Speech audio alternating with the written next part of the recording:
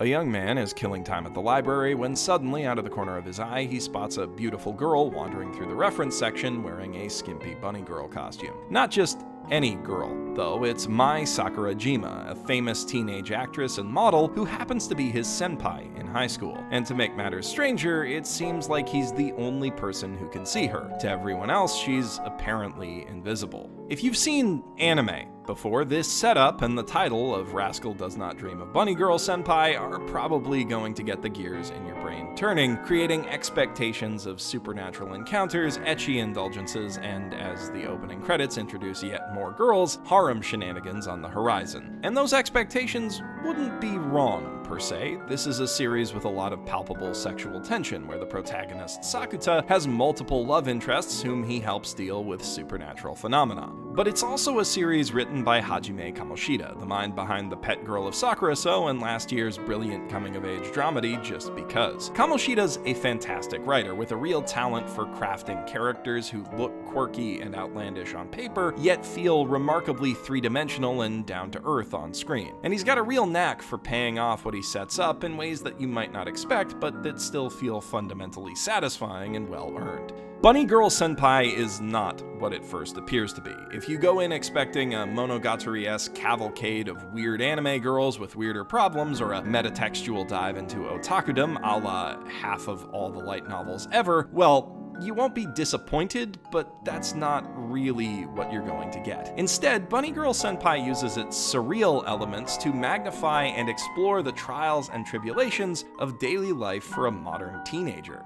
And it's fantastic. It feels more real, more authentic to my own experience as a high schooler in the digitally connected age than the vast majority of high school rom-coms in anime, even with its supernatural elements. Actually, they kind of play a big role in making the more realistic elements of the story work as well as they do. The unique hook of Bunny Girl Senpai is puberty syndrome, a supernatural affliction that causes strange phenomena to happen to and around certain kids and teenagers in the show's world, usually when they're under some kind of stress. In-universe, the causes of this syndrome remain unknown, but from an audience perspective, it's clear that each character's unique symptoms correlate in some way to whatever mundane issues they're dealing with in real life. For instance, before the start of the series, Sakuta's younger sister was being bullied by her classmates, and suddenly cuts started appearing on her body out of nowhere. The emotional pain that she was feeling manifested as direct physical harm. Meanwhile, Mai Senpai, who's gone on an indefinite hiatus as an actress and generally keeps to herself at school in order to stay out of the public eye, begins to literally fade from the public eye as people become incapable of seeing her. On its own, this is kind of a brilliant writing trick.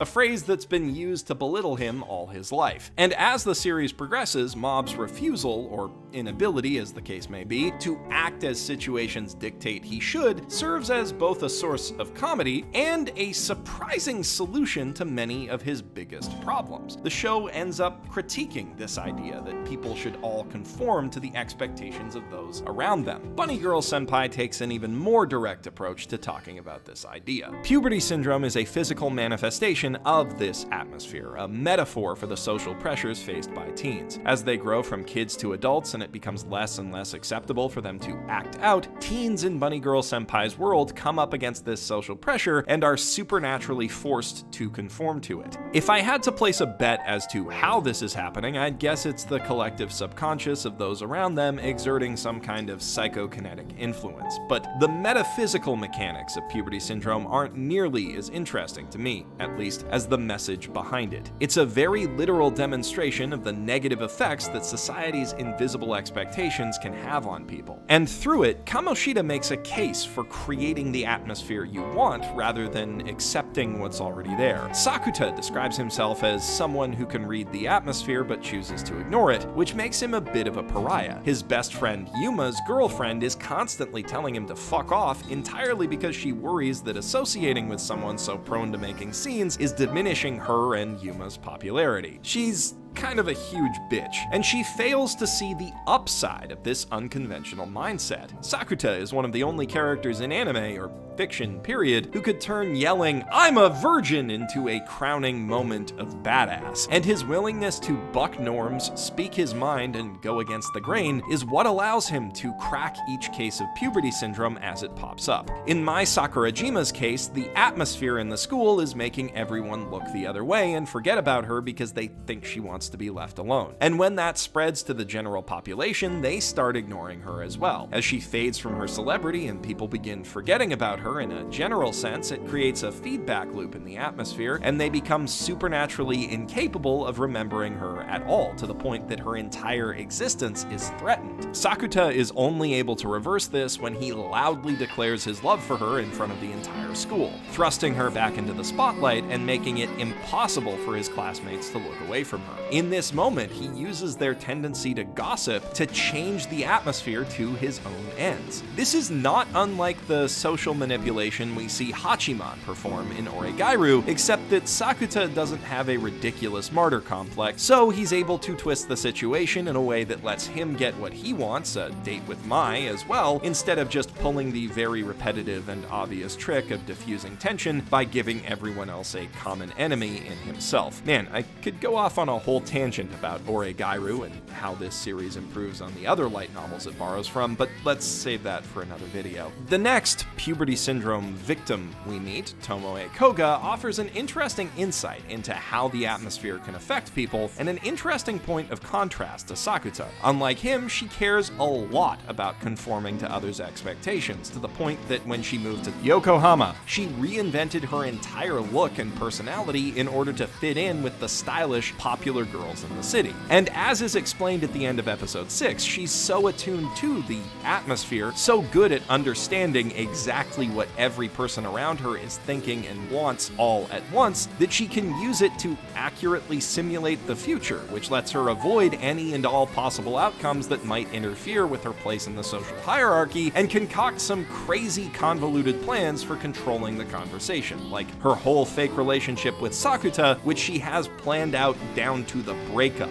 The show makes it clear that this isn't some cliched story of her realizing that she's pretending to be something she's not. Koga is her city girl persona. She's worked hard to cultivate that personality and public image, and she's rightly happy with it. That was something that she wanted and worked to achieve. But having achieved it, she now bases her every decision on what others might think, and lives her life to evade any possibility of failure rather than confront it, which leaves her stuck, unable unable to move forward. This is represented, somewhat literally, by her predictions creating a time loop, and Sakuta is only able to break the loop by prompting her to rock the boat a little. Instead of endlessly accommodating him and hoping he'll fall for her eventually, she confronts him with her feelings head on. And she's rejected, but she put herself out there and tried, which is what really matters and what she should be proud of. When time resets, she's able to cleanly rebuff the douche nozzle who asked her out in the first loop and accept the possibility that it might put some distance between her and her friends. She's empowered to do this in part because she has Sakuta to fall back on, but mostly because through her ordeal, she's learned the value of speaking her mind and pursuing what she really wants instead of just going with the flow.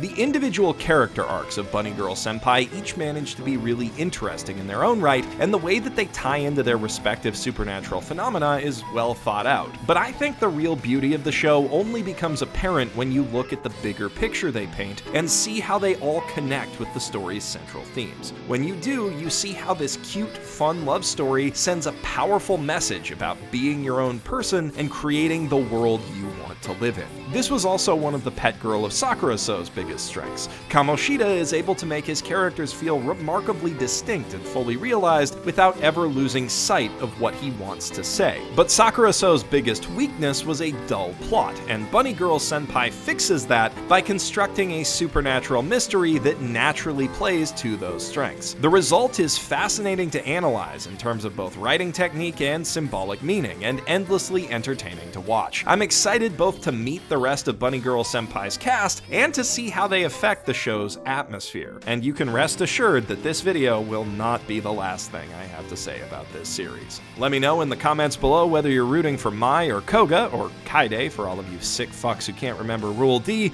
And while you're down there, don't forget to leave a like if you liked the video, of course, and hit that subscribe button if you want to see more videos like it on June 27th, June 27th, June 27th, and maybe some other days if they ever happen. I'm Jeff Thu, professional shitbag, signing out from my mother's basement.